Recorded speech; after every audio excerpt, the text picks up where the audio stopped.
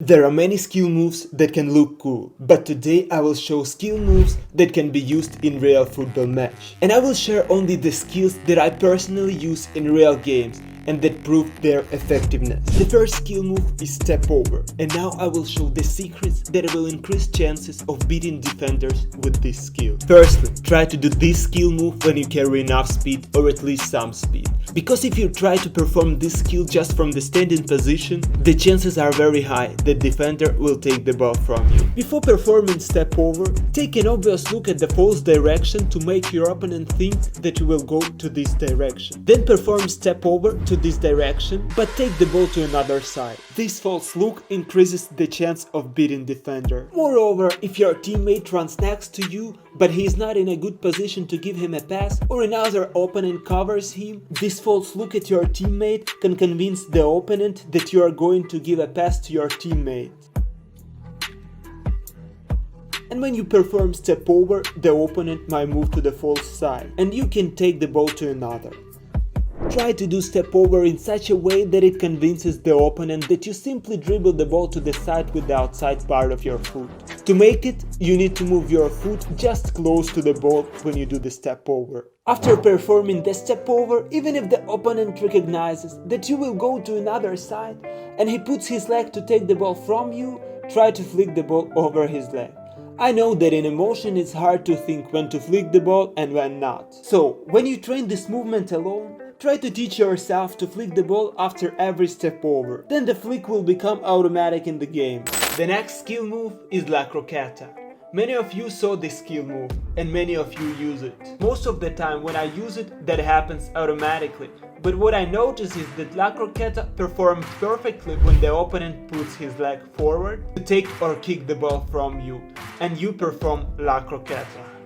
To make it automatic for your left leg as well as for your right leg, add La Croqueta skill into your dribbling trainings.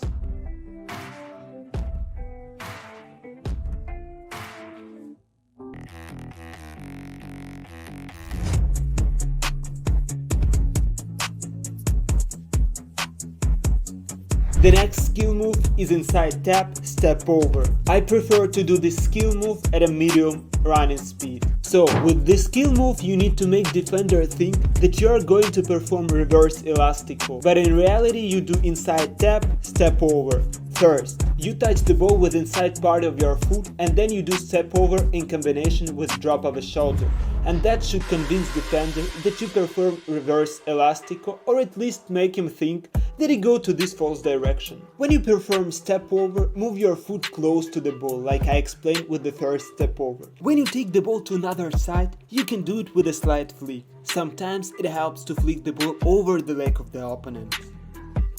I prefer to use it against the defenders to get to the shooting position, outside, inside. Many times Messi made a lot of defenders fall with this skill move. The reason why it works is because when you cut with outside part of your foot and it's time to do movement with inside part of your foot, it looks like you are going to shoot or give a pass to your teammate. But in reality, you will take the ball to completely another direction. And another reason is because it's very hard for a defender to switch the position of the body at a high speed, and he loses the balance. I prefer to do this skill move when I move from the flank to the box. I cut explosively with outside part of my foot and then I pretend that I'm gonna shoot by performing a slight swing. And when opponent tries to block fake shot, I direct the ball with inside part of my foot behind the opponent.